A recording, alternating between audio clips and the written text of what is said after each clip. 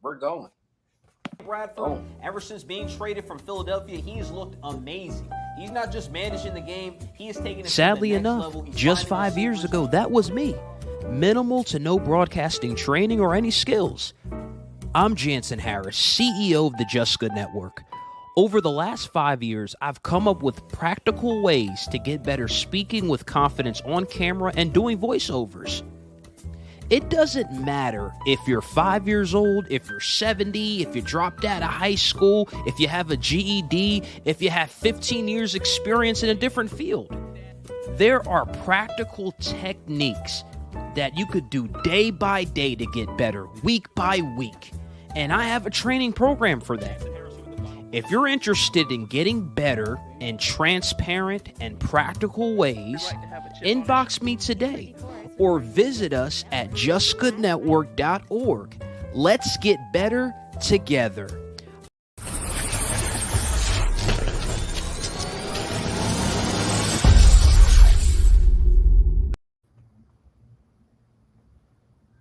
What's up, everybody? Jansen Harris here with the final play on the Just Good Network. I have, a great lineup. We were talking about NFL before we even got the show rolling. I got Austin in here, Slade, and Kylan. We all got a lot to say. First, want to say we are sponsored by Your Future Media and the Level 1 Game Room. Let's get right into it. Week 5, a lot of things went down. Let's start with the Bills and Chiefs. The Bills, to me, this was a big win, winning 38-20. Let's start with you, Slade. How impressed were you by the Bills improving to 4-1? I loved that game by the Bills. I was so excited going into it because, of course, there's the stigma of playing the Chiefs. But this year we have found a chink in the armor, and the Bills attacked that head on. Early, I loved the way they started running with Josh Allen. Josh Allen could hurt them in any way that they wanted to, and it did not even look like a fair fight. I mean, the Chiefs offense was able to put up some points, but really it didn't ever feel like the Chiefs were in this game to me.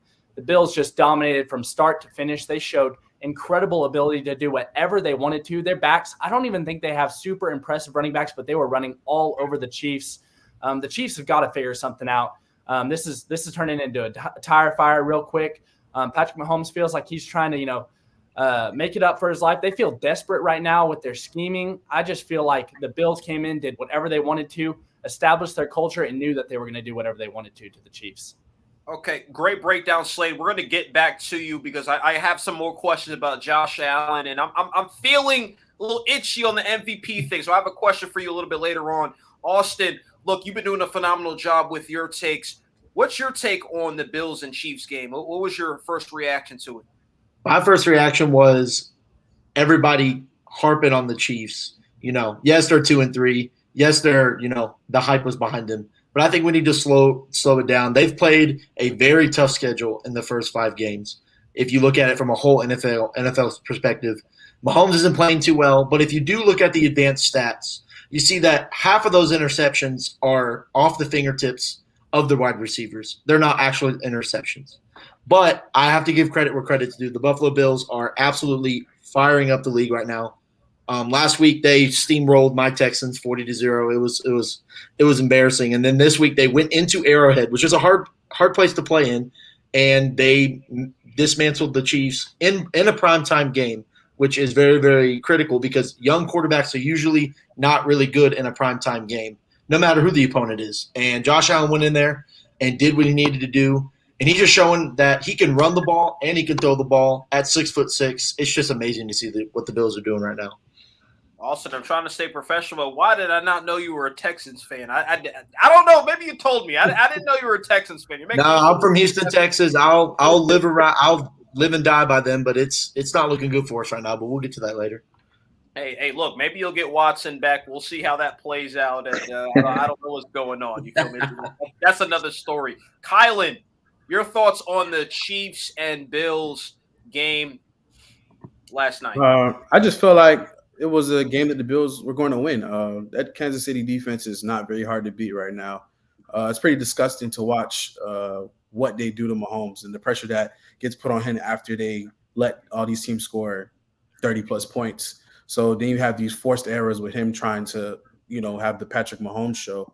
I just think that the Chiefs, My thing is that I don't see how that defense becomes better overnight with the course of the season already started.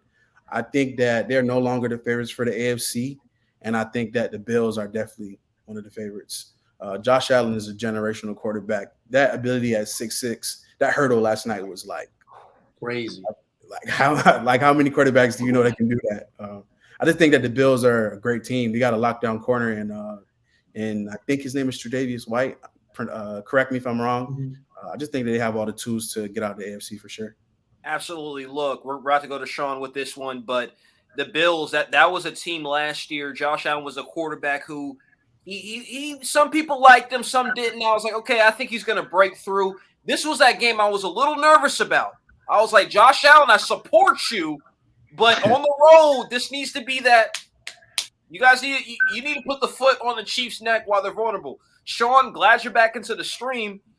What was your thoughts on that Chiefs-Bills Sunday Night Football game, one of the marquee games of the weekend? Well, I believe the Bills, they just seemed confident. They were like, we went to this, Arrowhead last year, the AFC Championship game. They were up 9-0 early in the first quarter, and the Chiefs just took over, and they just said, you know what, this is our second team. It's the second time we got, Diggs and pretty much the same team as last year. We can win this game. And let's go out and do it. The hour and 10-minute delay didn't cost anything, as far as strategy and whatnot. They came back. They said, no, the momentum's not switching. We're still going to score, as many points as we can and win the game. And I was really impressed by the Buffalo Bills defense. I know Travis Kelce, hopefully he's okay. I know he got smacked in that game late in the third quarter, but it was just a physical game. It kind of seemed like a playoff type of game because, again, it was only, 5 to 6 months ago, or, probably a little bit more, when we saw that matchup back in January. So I was really impressed by the Buffalo Bills, Josh Allen. So far this year, he was a little up and down, but I think this is definitely his best game of the season. Quick side story, guys. It's funny. I know you guys are probably in the fantasy as well. I had 4 players on Buffalo last night, and the guy was playing. I was down 60 points. He just had Patrick Mahomes. So I was a Bills fan last night. Needless to say, I lost by 1 point. I had Josh Allen, Diggs, Dawson Knox, Moss as my players, but I still lost by 1 point. All that being said, I was a Buffalo Bills fan last night, so I was really impressed by the Bills, even though I lost my fantasy game. And Sean had to plug in his fantasy team. It's all good. Look, we're still in this Bills game. Josh Allen, 15 for 26, 3 touchdown passes on the road, 315 yards, 11 carries, 59 yards, and a touchdown. Looks like mobile quarterbacks are in. Slade, I want to go back to you with Josh Allen. Does it seem like it's an MVP year for him? Absolutely. To me, it does. Right now, if I'm looking at the MVP candidate race, it feels like Josh Allen and Kyler Murray are kind of neck and neck right now, especially statistically. But whenever I look at most valuable player, I'm not sure anybody does as much for their team as Josh Allen does. I mean, if you watched that game last night, like we talked about, I'm not in love with their running backs. They're definitely capable and definitely showed off some strength last night. But Josh Allen's ability to run the ball whenever he needs to and be a power runner and not shy away from anything, that impressed me most of all. We knew he had a cannon for an arm. We knew he could go and slice up that dicey Chiefs secondary. We knew that he was going to have a big game, but for him to not shy away from any kind of scenario and just his adaptability and ability to play in any situation, any scenario, whatever that offense needs, I feel like Josh Allen does that for his team. I mean, on the year, he's got 1,370 yards, 12 touchdowns, and 2 picks passing, but he's also got 188 yards rushing and 2 touchdowns on the ground. I mean, he is just kind of doing it all. And obviously, we know stats matter whenever it comes to the MVP race. But as far as most valuable, I'm not sure anybody else does as much for their team as Josh Allen does. Great breakdown, Slade. Guys, you could listen to this on iTunes, Google Play, wherever you listen to sports podcasts. Austin, Slade, Kylan, and Sean, they're going to give you those great takes. Back to you, Kylan. One thing you said that caught my eye was generational talent with Josh Allen. Why do you say that? What are you seeing in this game that makes you feel that way, Kylan? It's the athletic ability at 6'6". It's just not something that you see every day. It's a freak athlete, like God-given talent. Like Slade was like touching on, to not shy away from any contact because he's that big is, that's not something that quarterbacks do. Quarterbacks don't put their nose in like that. You saw what happened to Daniel Jones yesterday when he tried to put his helmet down. He got a concussion. I feel like Josh Allen could do that and run a corner over because he's that big. And then you go back to the throwing ability. cannon. I feel like he can throw the ball from the 1 to the 80 at sometimes, it's just unseen. But when it comes to MVP, I have him and Kyler like neck and neck. I really can't make a decision on that right now. I feel like whoever comes out with the better record, which I think will be Arizona, should win MVP, but their stats are pretty similar. Absolutely, Kylan. We're going to talk about that with you later with Arizona. You were a big supporter of them last week. We're going to get back to that. Sean, look, me and you talk personally about these top 10 quarterback lists all the time. Do you see Josh Allen as a generational quarterback, or is it too soon to tell? Do you need to see more in the postseason? We know that you like to evaluate quarterbacks, not just in the regular season, but the damage they do in the postseason.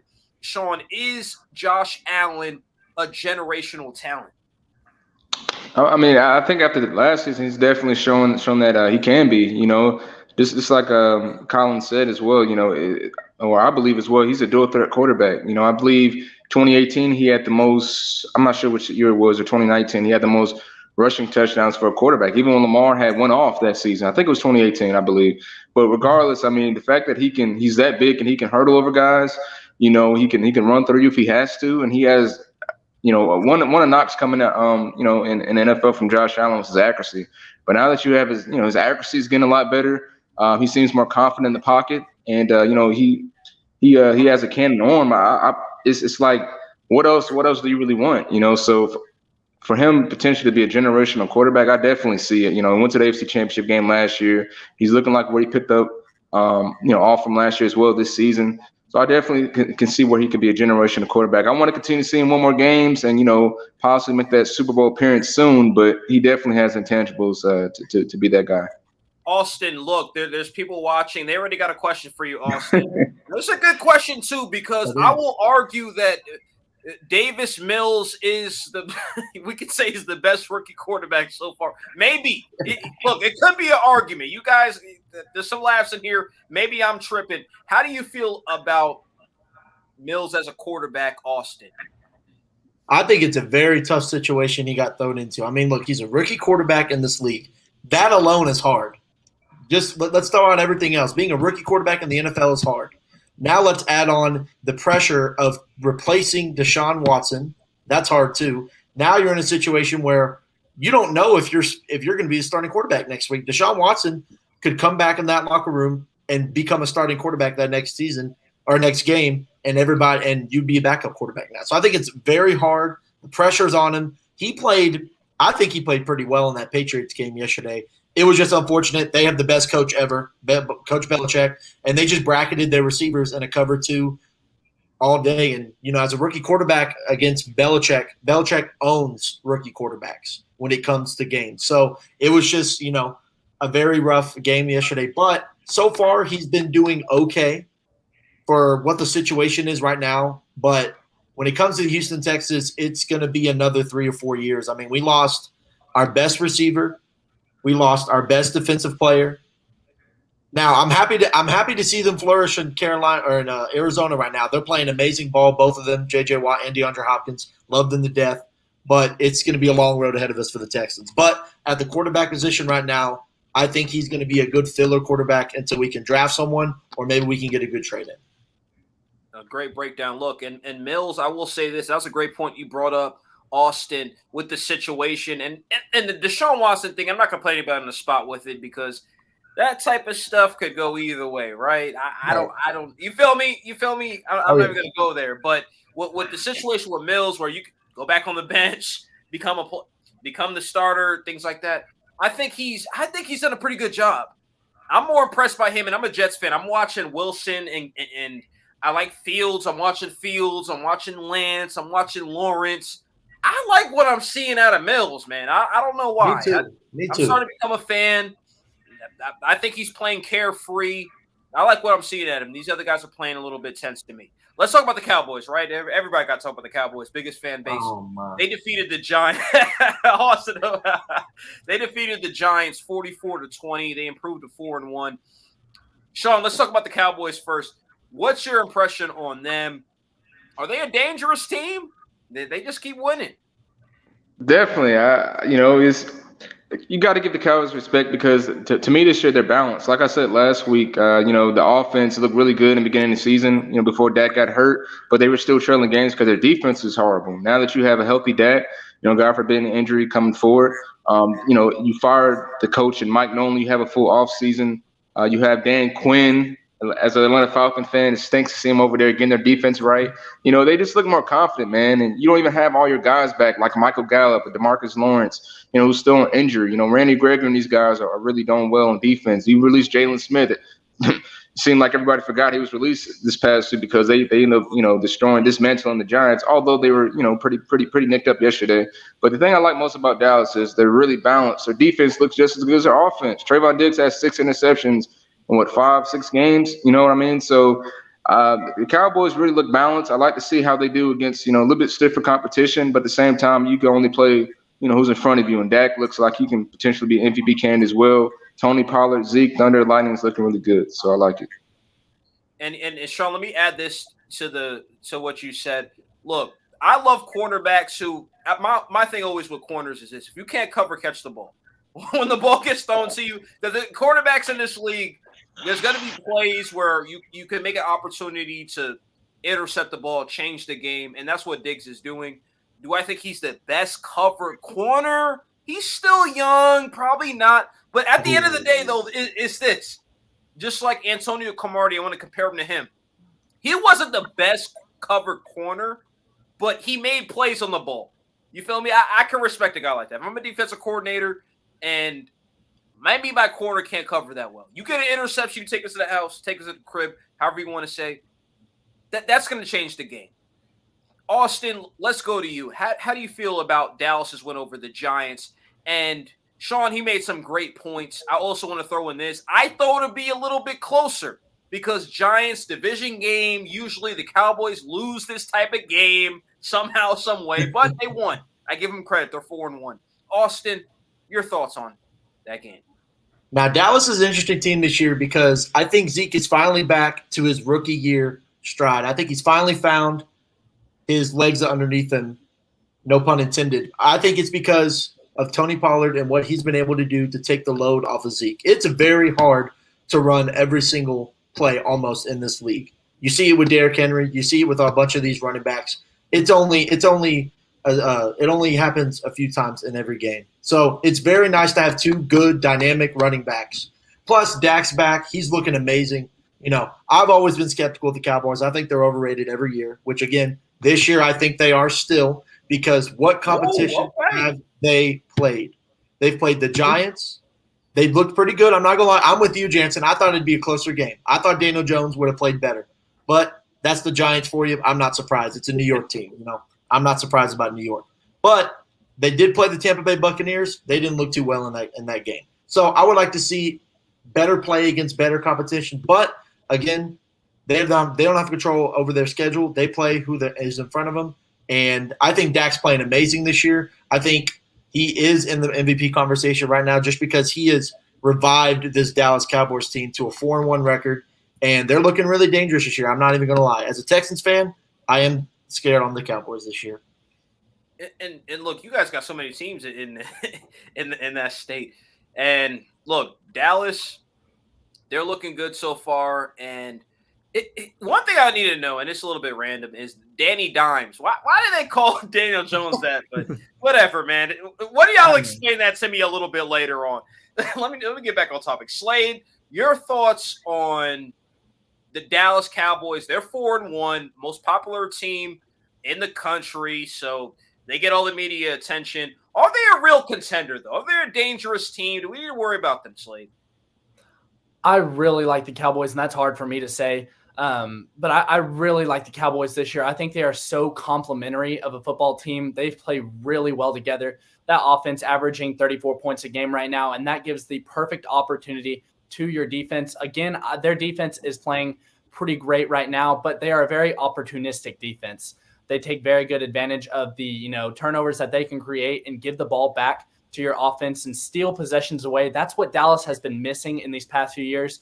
I mean, it's just been a shootout for Dak and that dynamic offense to try to keep up with every game. But now they have a defense who can steal back a few possessions for them each and every game. And I think that is so great because they're not going to be a perfect defense. They're not going to shut a team down completely, but they're going to steal possessions away, and that is perfect for Dak in that offense. They are playing with house money on that defense because they know they can count on those dynamic players on the offensive side. I think they are definitely going to be in the run late in the year. Great breakdown, Slade. Kylan, let's go to you. Your thoughts on Dak Prescott and this Dallas Cowboys team right now? They're 4-1. What's your reaction to the win over the Giants, and what do you think is going to happen in the future with them? All right, so I just want to say that I'm a Patriot fan. And for the Cowboys to be called America's team after not winning in almost 30 years is very disrespectful to my organization. Kylan had to address that today. He had to address it. The Patriots are America's team, all right? I'm going to go from here. But I think what makes the Cowboys really dynamic this year is Trayvon Diggs becoming elite overnight. It seems like, 6 picks in 6 games. Like Austin touched on, Zeke is back to all-pro form. I think that he isn't a 4-down back, and they finally got somebody to take the load off, as he was saying. And it brought new life to his career. People were calling him washed before the season started and calling him out of shape. And he's looking like a top 3 running back this year. And I just think that Dak has always been a quarterback where I really couldn't tell if he was elite or if he was, middle of the pack. But this year he's showing he's elite, and he's definitely an MVP candidate in my book. Great breakdown, Kylan. Here's my thing on Dak Prescott and Sean and other people around me. They used to tell me about Dak. I didn't believe in Dak. I used to call him Dink and Dunk Dak. I used to make fun of him a little bit. But I'll say this, man. One thing I like about Dak Prescott is when he got his money, he elevated his game. I think Dak realizes that in the next 4 years, you guys quote me on this, bringing the video up, next 4-year span, he knows, regardless of the situation in Dallas, he needs to bring them a championship. Is it completely fair for me to say that? No, because it's more than just a quarterback league. But the way the game is marketed now, it's all on Dak. So regardless of that defense, that pass rush keeps showing up, Diggs and other guys, they create turnovers, Dan Quinn, whatever he's scheming up, if he's still scheming things up or guys are just making plays on their own, Dak Prescott needs to bring the Dallas Cowboys a championship in the next 4 years. I think that's pretty fair to say. With that contract, with all the attention they get, and Colin, you made a great point, Patriots being America's team, probably, yeah, maybe Tom Brady's America's team, the way he's playing. But I feel you on that. You guys probably aren't starving for rings anytime soon. But I think, on a serious note, Dak Prescott needs to deliver a championship, or there's going to be, excuse my language, a lot of hell in Dallas, just knowing their fan base. Let's talk about the Chargers versus Browns. This game was amazing, guys. Back and forth. And the Chargers won 47-42. Let's start with you, Sean. What's your takeaway from that game? Justin Herbert, he's like the man. He's trending up. No sophomore slump for him so far. Sean, what's your thoughts on that big game? No, it was a great game, and it's funny because that was a 4:05 game. So I'm watching the Cowboys and Giants. I'm trying to watch the 49ers and Cardinals. And I'm like, wait a minute, this is a shootout over here, and then SoFi Stadium, and you just see it going back and forth. Justin Herbert, honestly, I think he should be an MVP race as well. He hasn't slouched at all. I believe they are. Correct me if I'm wrong. Are they 3-2 or 4-1? You guys know about it. They're 4-1. They're 4-1. They're 4-1, right. So and a lot of people coming into this season. I mean, we with Anthony Lynn last year, they had a lot of close games. A lot of people called them the AFC Atlanta Falcons. They just find ways to choke away games. But this year, they're finding a way to win games. You know what I mean? And Justin Herbert looks poised, like you said, Jansen. Again, he's been playing well, and they're 4-1, and I just. It's neat to see because this is a team coming into the year that people knew he was a rookie of the year last year. He had he broke all the rookie records, but is his team good enough? It's still going to be the Chiefs division. The Raiders with John Gruden, they might have something to say, but they lost 2 in a row. The Chargers beat them on Monday night, but I think for yesterday, it just showed that, you know what, and no matter, where the chips lie, I mean, the head coach believes in Justin Herbert and this team, and Mike Williams, Keenan Allen, Austin Eckler. They have explosive offense. So, it was really cool to see. It wasn't really highlighted as one of the bigger games of the weekend, but it was good to see an old-fashioned shootout, and the Chargers are serious. So that's what I took away from it. Absolutely. And Sean, I will say this, man. There's something about the Cowboys that they always, even when it's the Giants, there's always something that gets your attention with them. But that was the main game I was watching. I was like, wow. Even Baker, he made some big plays. But Justin Herbert, man, I was like, I'm starting to sip the Kool-Aid. You guys correct me if I'm wrong. Maybe I'm too much on the bandwagon, but he smells like Peyton Manning to me. And when I mean Peyton Manning wasn't athletic, but I'm talking about that brain. I like the way he could sit there, dissect the defense. I think he's going to be one of those pointing guys. He's the Mike. He's doing this. We're changing the plays up. Herbert looks like that guy. And to Kylan's credit, Murray, and even you, Sean, I wasn't sold at first. Murray's growing the hell up. I'm starting to feel that way about Murray as well, too. Justin Herbert and Murray, I'm starting to sip that Kool-Aid. But let's move to you, Austin. Your thoughts on what's going on right now. What is your thoughts on this? What a team this year they are. They went to Kansas City and won. That's a feat on in itself. And then on Monday Night Football, they showed up against a really good Raiders team, which the Raiders they like to get a lot of crap lately. But they're a very good team. John Gruden's a very good head coach. I'm a big fan of John Gruden. I'm a student of the game. And I love him, and I love what he's done with the Vegas Raiders. So if they went into Kansas City and they went to Oakland and both won, and now a shootout against the Browns. And now the Browns defense is legit this year. They are pretty good in the AFC, and they hung 47 points on them. Now, what's concerning is allowing 42 points to a Baker Mayfield-led offense. I'm not a big Baker Mayfield fan. I don't think he's going to pan out in this league. And them hanging 42 points on him is a concerning thing to me. But the Chargers are a legit team this year. He's playing amazing. Justin Herbert, that is.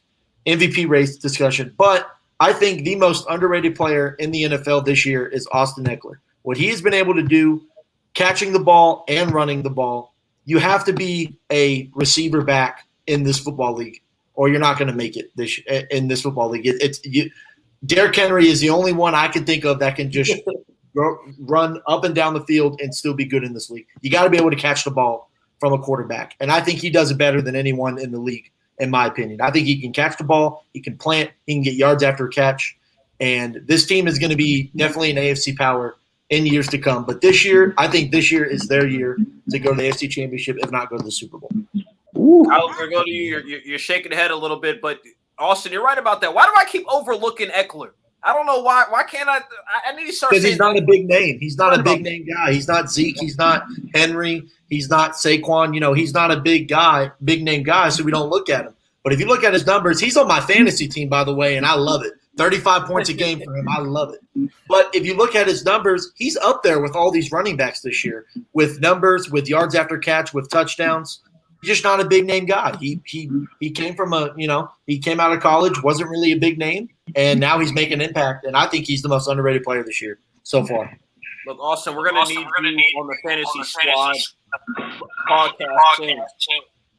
But let's go to Slade. Well, let's go to you, Slade.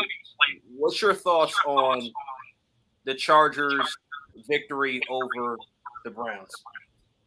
I mean, obviously, you got to fall in love with Justin Herbert after that game. But also, I really did like the way Baker played after that game. I mean, I feel like in the weeks before, everybody was kind of coming for his head and kind of, after his beautiful performance with that offense the week before, he showed up and showed out in this game and made it a game with an all-star quarterback in Justin Herbert. And I love the trust that the Chargers had in Justin Herbert and Brandon Staley, showing that trust in him, going for it on fourth down 4 different times, 4th and 2 in their own territory, 4th and 7, 4th and 4, 4th and 8. Who else has that much trust in their quarterback to give them the keys right there and say, look, we know we're fine. Our defense can handle it, but if not, go get that first down, which their defense couldn't handle at that game. So they knew they were playing with house money and needing Justin Herbert to go get that first down. And Justin Herbert answered the call every single time. They are incredible over there. That offense is looking incredible. But Justin Herbert, he is the man. He is showing up. I felt bad for Baker Mayfield. I couldn't believe that they took the ball out of his hands. 3rd and 9, they ran the ball with 3 minutes left. I couldn't believe they didn't trust Baker Mayfield after the game he was having. Maybe that's telling for both coaches and the trust in, they see him week in and week out. They see him in practice. Maybe both coaches are at different trust levels with those quarterbacks because Brandon Staley was more than ready to give the keys to Justin Herbert and live and die by Justin Herbert. Kevin Stefanski was not feeling that way about Baker Mayfield. Oh, okay, Slade. You're kind of opening things up with that.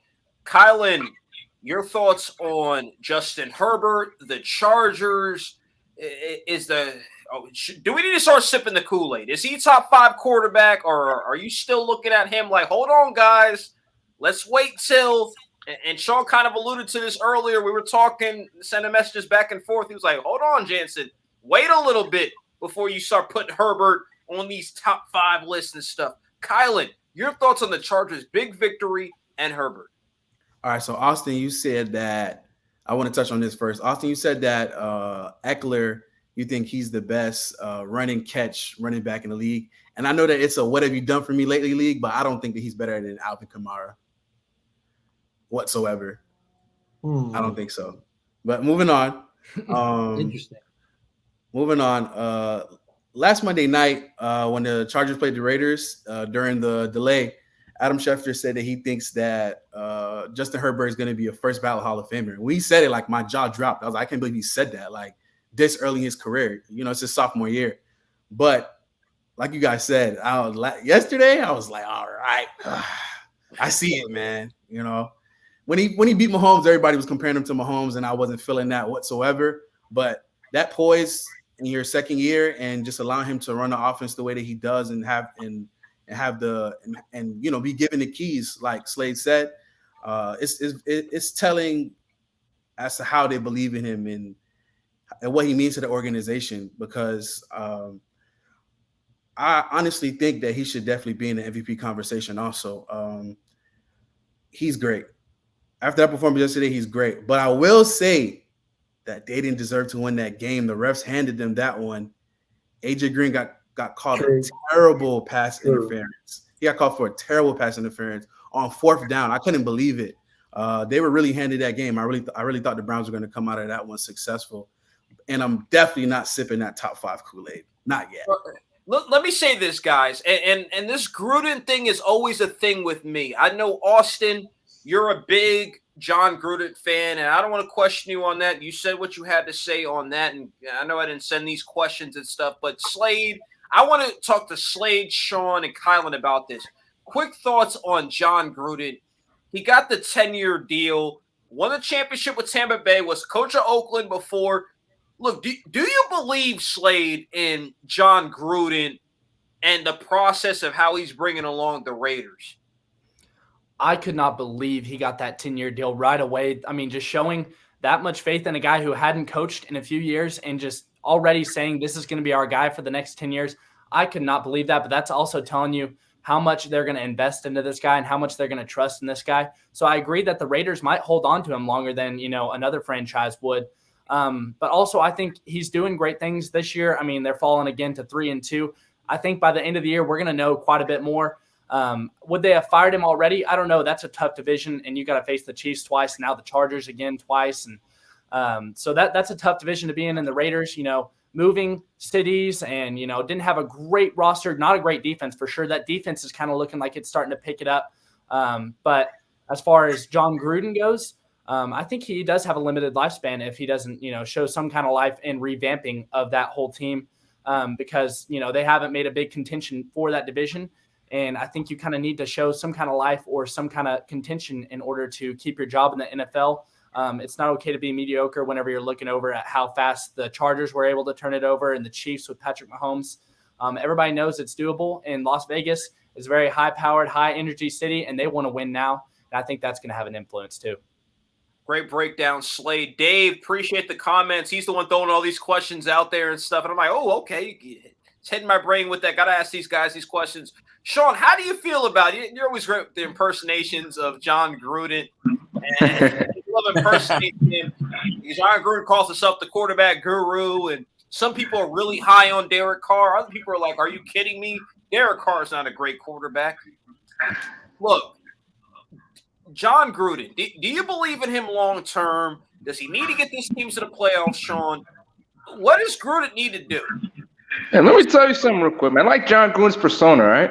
Now, I like John Gruden's persona more than I do the coach, to be honest. I think he's a fiery coach. One of those, I grew up seeing John Gruden, Tampa Bay Buccaneer days and things like that. And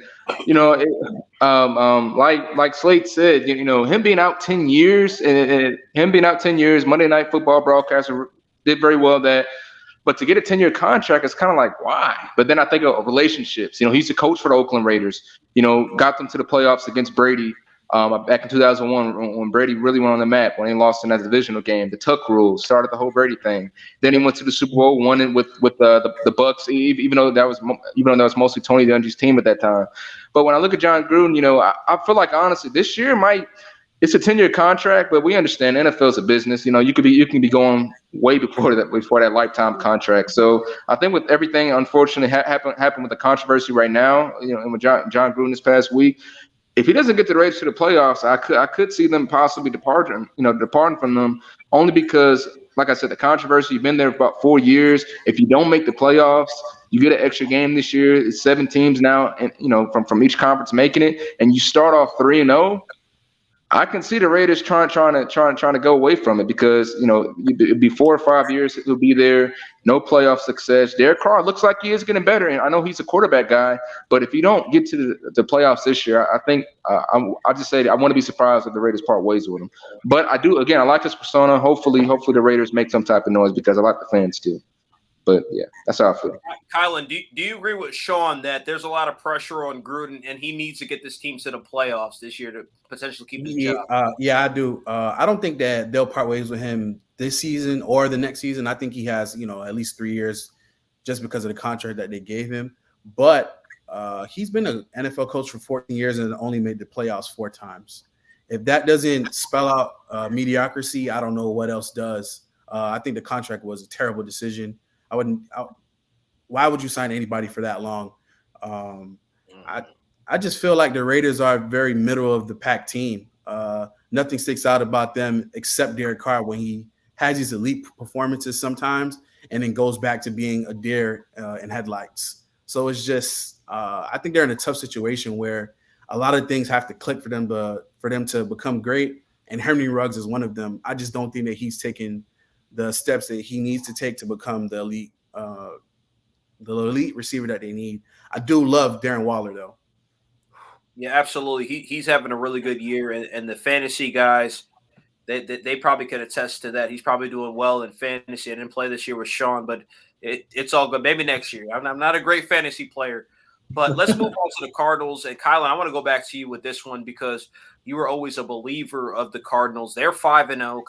Kyler Murray, he's looking comfortable in this offense, and it's looking like a great decision that the Cardinals have made. The Cardinals, it's the NFC West, and I give them a lot of credit too. Look, toughest division, they're getting division games. That if you can survive and win that division, it kind of feels like you might be going to the Super Bowl. That's how I'm feeling. Kyler, what are your thoughts on the Cardinals' 5-0 start?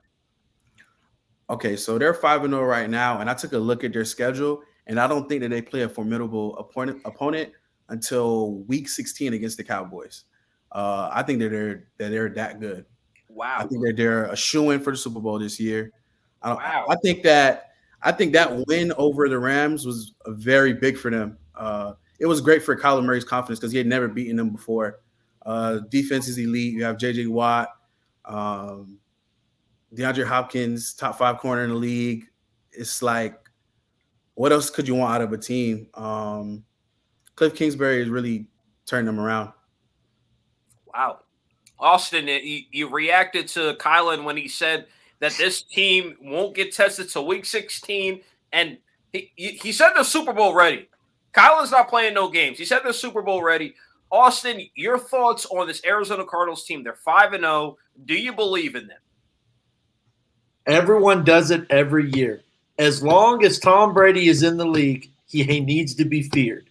And I know – and look, first off, I'm going to say this. 5-0 Cardinals, they've played a kind of difficult schedule for the first five games. If you look at it, with that division, they beat the Rams. They beat the 49ers, which a 49ers team is really good. Their defense is very, very good. So for Kyler Murray to do what he's done in these last 5 weeks, he's up there at the top of the MVP ladder. But is it a for sure lock that they're coming out of the NFC yet? No, it is not, because you still have TB12 and the Tampa Bay Buccaneers when they're still playing really good football.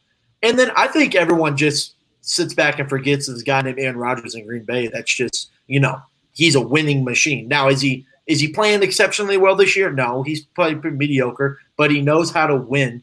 And Kyler Murray has been very mediocre in the past couple of years. Now, this year, he's playing absolutely amazing football. That team, what Cliff Kingsbury has done, as I think what he's done is shown that, hey, I got some veteran guys in here with DeAndre Hopkins, J.J. Watt, some veteran guys come into the locker room and show some leadership of, hey, J.J. Watt and DeAndre Hopkins have been in those big playoff moments back when the Texans were good, way back when. But still, they've been in those big moments before. And the addition of those two, it's not just on the field. I think in the locker room too, this Cardinals group is coming together as a team, and they're winning ball games that last year they'd probably lose. So I think this year they're going to be, I think they're on the undefeated watch. Like you said, I looked at their schedule too. I don't see a good opponent until the Cowboys at Week 16 as well. I agree with him. So they are on undefeated watch this year. Now, a lot of those teams, they'll lose. They'll take out their starters Week 17 just so they can, rest them. But Cardinals are very scared to look for. But a lock out of the NFC, no. When you got Green Bay, when you got Tampa Bay playing like they are, I don't think it's a lock yet. But they're playing exceptionally well. I'm not gonna lie, you guys opened up a little bit. Kyle and Austin are talking about. It smells like undefeated talk a little bit. That's what it smells like a little bit. What you guys were saying, Slade, comment on this. Do you believe in the Cardinals? They're 5-0 right now. Apparently, that schedule is looking soft until the Cowboys, according to Austin and Kylan. What are your thoughts on it, man? Maybe I'm just a paranoid Cardinals fan, but I'm not even writing off next week as a W. They're playing the Browns. The Browns have a solid team. They have a solid defense just like they saw this week. Okay, what I loved most about this week's game, though, was the way they could win differently. It was a gritty win this time, and the defense won the game. The defense was the story, and that was what I loved most. It wasn't another 30-plus point game where your offense just runs away from everybody and your defense holds their ground. That pass rush was getting after. Now it's rookie quarterback Trey Lance, and he was kind of running for his life. They had a lot of design runs for him, which I thought worked very well. And I think that's something that the Cardinals are going to patch up. But one of the biggest things that came away was Kyler Murray was able to win it without his starting center, his starting left tackle, and his starting tight end, who all went out during the game.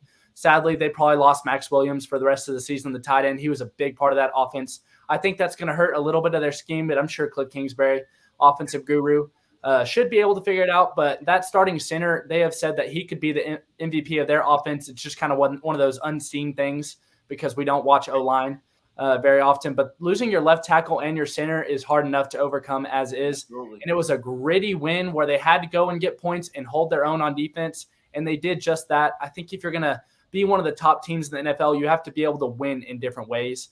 And now that the Cardinals have shown that they can win in more than just one way, that is a huge boost for their confidence and a huge confidence for me as a fan. I'm feeling a little bit better, but I'm not counting this as an undefeated season until we play the Cowboys at all. I mean, we still have the Rams in our own division. I don't think the Seahawks, if they can ever figure anything out with that defense, I think Russell Wilson is still a scary guy that you have to play twice. The 49ers gave you their best shot with Trey Lance in his very first start.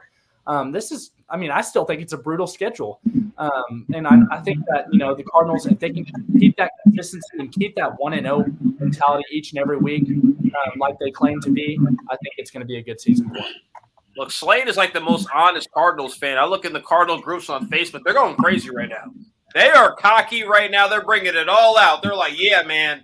Yeah, it's Kyler Murray time. Slade is like, hold on 1 second. Well, I think also these next few weeks are going to be very telling as they start to kind of deal with injuries. I love the way their defense was able to elevate the whole team. But Kyler Murray is definitely going to have a big test coming up with these injuries coming to his team, losing your star tight end who is having a great year so far. Let's see how they respond with injuries and adversity. Absolutely. I would like to add one thing. Game to watch. I'm looking at the schedule right now. Thursday night football. Packers go to Arizona and play in Arizona. I think that's the game to watch this year. Because if the Cardinals can beat the Packers in their own home and beat Aaron Rodgers, then I think the coast is clear from there. Absolutely. Shoot, I didn't even know that game was on the schedule. The way Austin and Kylan were talking, it's like, shoot, they're going to wipe through everybody until. But Sean, let's end with you on this. And I see smiles and laughs here and there. Your thoughts on 5-0 Arizona? Break this team down right now and what you see happening in the future. No, definitely. And I remember last season I said halfway through, I can see this team possibly win a Super Bowl within the next 2 years because I just seen the growth of Kyler Murray from year 1 to year 2. Obviously here now in year 3, and he just looks more comfortable. Cliff Kingsbury. Coming from college, he's starting to adapt to the NFL as well, unlike Urban Meyer. But with the Cardinals, again, Slay hit around the head. You still got to take it week by week because they started off strong last year, although they weren't 5-0. Injuries start happening, but hey, this is the best division, and I pretty much we pretty much all can agree. And division games are usually tight, no matter if you got injuries or not. San Francisco 49ers didn't have Jimmy G starting yesterday, but Trey Lance, he played decent. He got beat up a lot. He tried the truck as well. He has a little bit more meat on his bones than Daniel Jones, and it still didn't work. It didn't work out, and that ultimately could have been a game yesterday when they played against Arizona. But it was good to see Arizona win it in a different way. Like Slade said, it was a low scoring game. Was it 17-7, I believe? DeAndre Hopkins ended up sealing the deal late in the fourth quarter, but those are the type of dogfights you're going to have. Those are the type of dogfights in the division games. I'm not sure when they face Seattle. I know they didn't face Seattle once yet. So, they might face them at least the second time. By the time they face him the second time, Russell Wilson should be back, I believe. If he's healthy by that time. But again, division games with the best division, I don't see them going 17-0. Me personally, it's like Austin said, they got Green Bay. I'm not sure when they play them which week, but they got Green Bay. They still got the Rams, Seattle twice, and hey, we still can't forget about the Rams. I know they got blown out by Arizona, but hey, things happen. Sean McVay, I'm sure he's gonna make adjustments, and the second time around, it won't be like that. But as far as them being a legit team and are they the best team in the NFL? I don't know yet, but they're definitely. I definitely believe they're a top 2 or top 3 team in the NFL because they really, they're the only undefeated team, and they're finding ways to win games. So I'm gonna believe in the Cardinals, but I don't want to crown them as being the best team just yet. I want to see a little bit more. Sean, look, I got a question for you personally. Russell Wilson in Seattle. Look, man, excuse my language. What the hell is going on with y'all, man? I thought Seattle would be a little bit better. Guys, excuse my language. I just have to ask Sean. It's for you. What is going on with Seattle? That's like unofficially your team. What's going on, man? I'm a Falcons fan. Russ is my favorite quarterback, so Seattle's technically my second team. I'll say this real quick. Seattle, it's the defense. I think the defense is really the defense. They haven't had time of possession a lot of times. It was a close game against the Rams before Russell got hurt, although Geno did pretty well when he came in. But I think it's the defense, and they're not having the ball long enough. Russell Wilson, I still think he's an elite quarterback. To me, I have him ranked 3 or 4, definitely in the top 5, though. I've been a big fan of his since his rookie season, but I really think it's the defense, man. They just let big plays happen. You got superstars on your team, but this isn't basketball. It takes a team effort. You can have great players on each side of the ball, but if it's not being cohesive and you're not having that chemistry, then things like that happen. Matthew Stafford found a way to win on Thursday night. And again, Russ being injured, I don't think it's going to bode well for Seattle, going down the stretch, but I think they'll find a few games to win. I don't think Geno's terrible, but I really think with Seattle, their issue is just – it's really the defense and not having control of the ball, as often and trying to find more of a run game. Chris Carson as well. He's been hurt. Alex Collins has been looking pretty good as well. But it's just about, I keep saying the same thing: time, possession, and defense. I think that's the biggest thing with Seattle right now. Absolutely. Look, guys, everybody in here, everybody's breaking things down. Great. Look, nobody talks about running backs. I grew up loving running backs and stuff like that. Let's talk about Derrick Henry. And there were some people who thought maybe with Arthur Smith left and became the head coach of the Atlanta Falcons, maybe his production would slow down. I'm not a believer in that. I personally think, look, Derrick Henry, he's one of those guys, if I'm a defender, I'm thinking twice about even trying to tackle him. He's going to either run me over or take that arm and throw me across the field. That's how I feel about Derrick Henry. Look, 640 yards rushing, 7 touchdowns, 14 receptions on the year. Slade, let's start with you on Derrick Henry. How impressed are you by him this season? There's a new play calling. He rushed for 2K last year in a pass-happy league. A lot of teams want their quarterback to throw 50 times a game. I don't know why that is with some teams, especially if you have a rookie or second-year quarterback. Not everybody could do that. But Slade, how do you feel about Derrick Henry and his production this year? Well, all those stats that you just listed, he's number one in all of those for rushing. I think if you want to talk about how impressive Derrick Henry is, just talk about how unimpressive the passing game has been in comparison to what we thought they would be. You know, they had Julio Jones been out the past 2 weeks. A.J. Brown has not had that blowout game this season. I mean, their passing game has really been struggling. And so you know what they're going to do to you going in. Austin was saying earlier, Derrick Henry is one of the only guys who can get the ball and still dominate, even though we know exactly what he's going to do. He's going to run between the tackles and just simply run you over. That is so impressive. Whenever you can tell a team what you're going to do and still have success doing it, he is just another level. I mean, he's probably already a Hall of Fame lock. He is just an unbelievable talent and just unbelievable power. He's a fridge with legs. I mean, he's just running over people, just a massive guy. I mean, he is as talented as you can have as a running back. I would love to have him on my team, but I would hate being a DB in that secondary whenever he's running at me.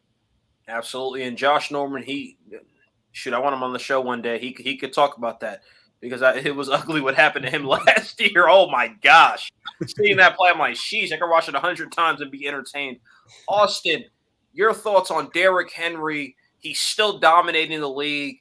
He's still a beast. Your thoughts on him so far this year? I mean, Slade hit it on the nail. I mean, you know, when you give Derrick Henry the ball, he's getting 5 yards a carry. I mean, he's averaging 4.5 yards a carry this year, and you know what he's going to do, and he still does it. And that's what I love him so much about him is that, like Slade was saying, the passing game is not there. I mean, it's just not there. Tannehill's not doing a good job this year. Their 2 good receivers are not playing good. You know, Julio's been out a couple of games. But a real test is this week they play the Bills, which is going to be a very good game. It's in Nashville. And I think the Bills are an upset alert because if they can just control the clock and can run with Derrick Henry, Josh Allen can't score if he's on the bench.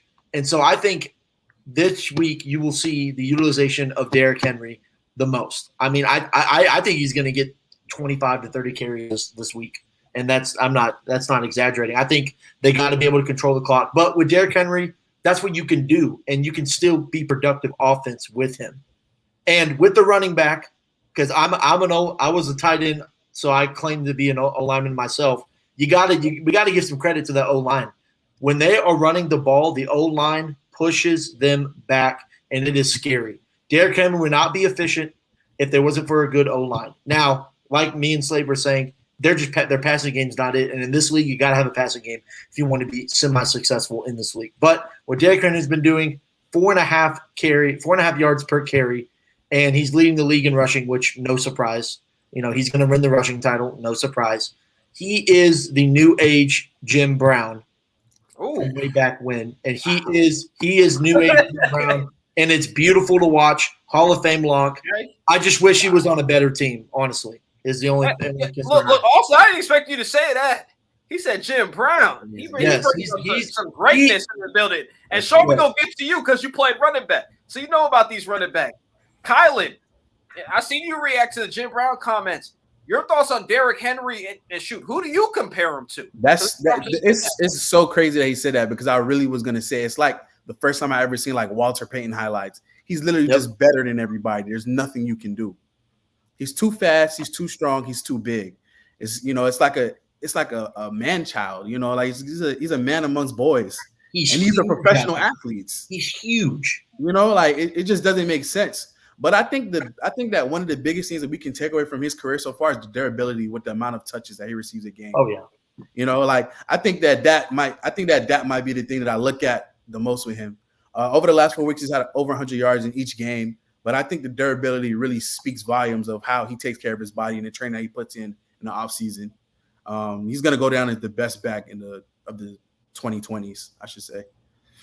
Absolutely great breakdown, Kyle and Sean. You look, we're hearing Jim Brown comparisons with Derrick Henry. You played running back in high school and college. Heck of a player. How do you feel about how Derrick Henry is playing right now? And what running back does he remind you of? Yeah, no, definitely. Derrick Henry looks. I mean, he's definitely been the best running back, undisputedly. I believe the last 3 seasons, the last 3 years. Running for. I thought he ran for 2K twice, honestly. But yeah, I believe honestly this year with the extra game, and even if it was the 16 games, he has a chance to set the all-time rushing record. I believe it's 2,106 yards by Eric Dickerson. So I mean, right. The fact that he already has more, he has 642 rushing yards in 5 games. That's not even 6 games. Like he can get to 1,000 with week 8 potentially. And we know he likes to get the 200-yard games. At least once or twice a season, especially against Jacksonville. He destroys Jacksonville every time. And I believe they only played them once so far. Well, it was just this past game. So Derrick Henry, I mean, he's definitely the best back. I mean, have the combination of speed and power.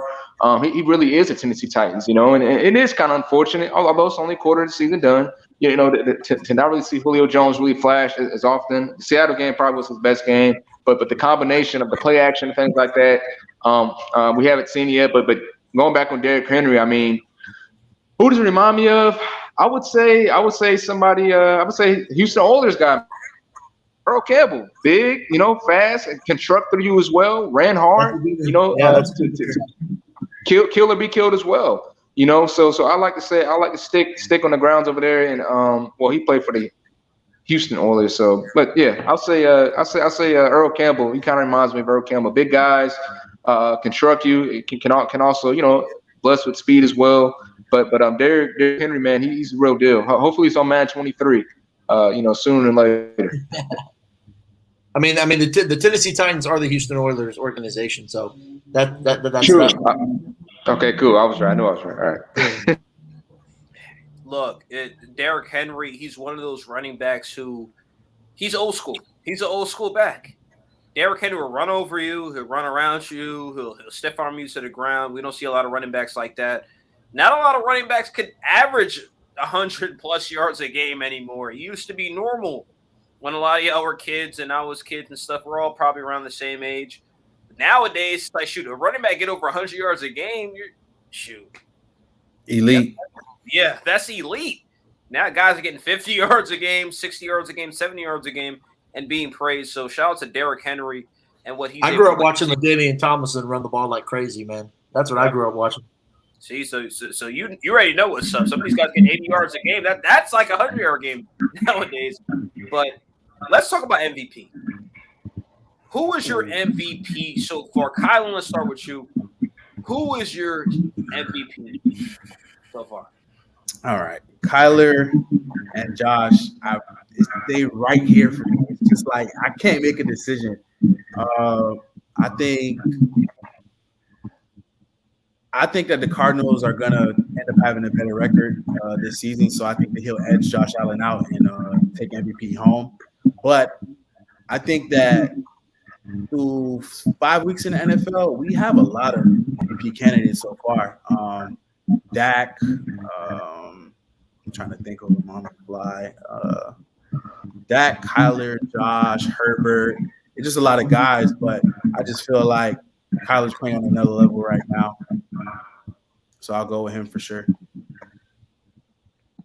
Great pick. Sean, let's go with you next. Who is your MVP if you had to pick one right now?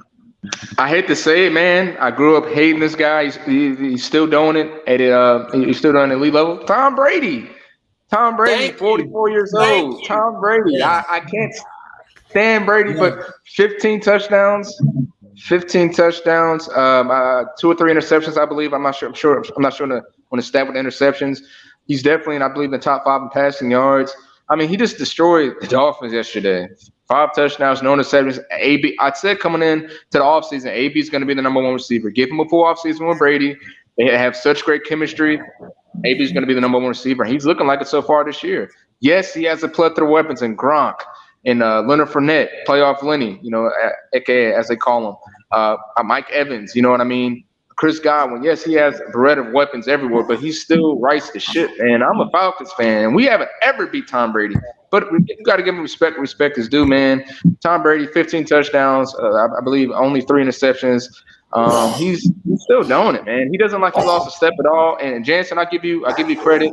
I said if Tom Brady's in the NFC, NFC's always been tougher to meet total teams than the AFC. I feel like he might struggle more. He won the Super Bowl his first year, man. He's the GOAT. I ain't got nothing to say. Brady's my MVP right now. Austin, you seem like you're co-signing with Sean. Is he your MVP as well? Tom Brady is the league-leading MVP, and I don't think there's anybody that's close. Now, Josh Allen's playing amazing. I'm not saying he's not. But what Tom Brady has done in year 19, or what, I don't know, what year is it?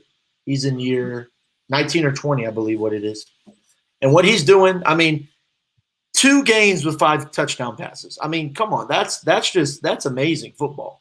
He has the best touchdown to interception ratio of any quarterback. He has the second best passer rating, even with that horrific play against his whole team in New England on that rainy Sunday night.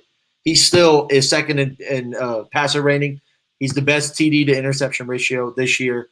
And what he's doing in Tampa Bay is something special. Now, I would not be surprised if Josh Allen or Kyler Murray win it, just because we all know how the MVP goes. It's the best record with usually the best passer rating and your best TD to interception ratio.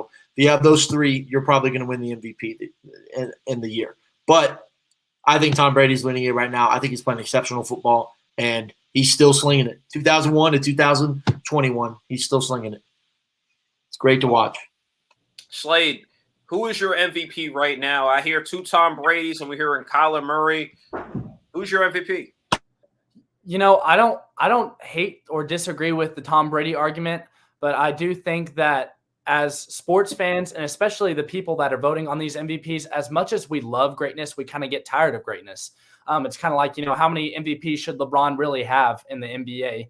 We all felt like he's been the best player for a while, but and he was probably doing the most for his team. But, it's kind of a popularity contest, and we love the young guy. And so I do think it's neck and neck with Josh Allen and Kyler Murray, but for the same reasons I said earlier, I would pick Josh Allen right now, because whenever you think of the word most valuable, whenever you look at Josh Allen, I don't think anybody else does as much for his team as he does for the Bills. I don't think their receiving core is quite up to par with the Cardinals. I think their O-line is looking good, and I think they have a good scheme. I don't think their running backs are as good as the Cardinals running backs. Their defense is looking a lot better, showing a lot better job of living in the backfield. But Josh Allen does it all for that team, not only design rushes, design passes, everything. Josh Allen has looked complete this year, and I think he will continue to do that for the rest of the year. If I had to pick somebody right now, Josh Allen is my pick. My MVP right now would be it would be Derrick Henry, but people don't like running backs. They're not winning enough either, so that's not relevant. I'm gonna say Tom Brady as well too, man. He's just the old man is playing well.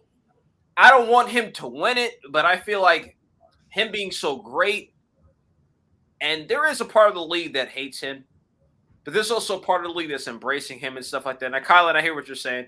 I love Kyler Murray. I prefer Kyler Murray to get it, but right now it's Tom Brady, man. I hate to say it, but Tom Brady, perfect game, over 400 yards passing, 5 touchdowns against the Dolphins. He makes it look easy. And it's like I hate it, but I love it at the same time. He's just so old, but still doing it. Tom Brady is so great. I don't even compare him to football players anymore. It's like, is he Jordan? Is he Bill Russell? Is he it's just, he's in a different atmosphere. So the way I look at Tom Brady is, man, can anybody stop this guy? I'm hoping that Arizona, they run the table, or the Cowboys. Somebody, please stop Tampa Bay. Even Antonio Brown is looking great. Who would have thought? Antonio Brown basically said, NFL, kiss my behind. If I don't play, it's whatever. That's the type of vibe he was on. And now he's back scoring touchdowns. Tom Brady vouched for him, and boom, snap of a finger, he's back in the league. He's productive as ever. I thought Rob Gronkowski was washed up. He's doing his thing. It's something about Tampa Bay, man. Shaq Barrett, a sack and a half. If they get the pass rush going, they're all everything is going well for them. It seems like the Chiefs have the Super Bowl hangover. I thought the Chiefs would be more competitive in the Bills game. Maybe they're not as good as I thought they were. But Tampa Bay, for the most part, they have the one loss, but they're 4-1. They're looking to get back. So right now, I have Tom Brady. He'll be clearly the oldest MVP of all time. It's crazy to me. He's still a starter in this league, but still playing at a high level. He's the OG. Tom Brady, to me, it's like when he retires, that TB12 diet workout thing he's doing is just, to me, it's like, wow, like, yeah, that's real, bro. Because this dude, he's an old man.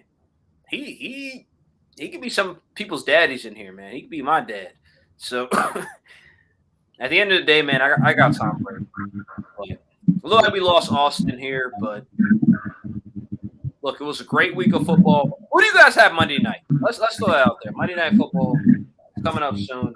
Sean, who do you have on Monday Night Football? Truce. Okay. Say no more. Kylan, Monday Night Football, who are you picking? I'm from Broward County, Florida. You know how I'm going with. Absolutely. Lamar Jackson, Baltimore. Slade, who are you going with, man? I like the Ravens to win it, but I also think it'll be a little bit more interesting than people think. I think the Colts will at least try to make it the game.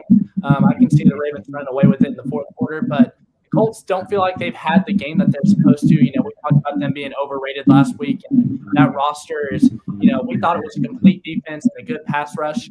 I feel like tonight they kind of have the game they're supposed to. If Carson Wentz can stay healthy, if those guys can get healthy up front, I think they can still be a decent team. And I think they'll make it interesting for the better part of tonight, but I think the Ravens will run away with this one late. Chris Berman would say we're all on the Ravens, and I'm on the Ravens too. I think the Ravens will win tonight. Lamar Jackson will make the plays. That's just outstanding. He got that in him. He wants to win a championship. He sees that the Chiefs are wounded. It looks like the Chiefs and Bills in the AFC. I got the Ravens by at least 14 points, guys. Thank you for the breakdown tonight. Slade, Kylan, Sean, Austin. He's not in the room anymore, but Austin was here too. We are sponsored by Your Future Media and the Level 1 Game Room. Guys, thanks for joining us. Can't wait till next week. Can't wait to talk about some of these games coming up in the following week. Appreciate it. Thanks for having me. Appreciate it.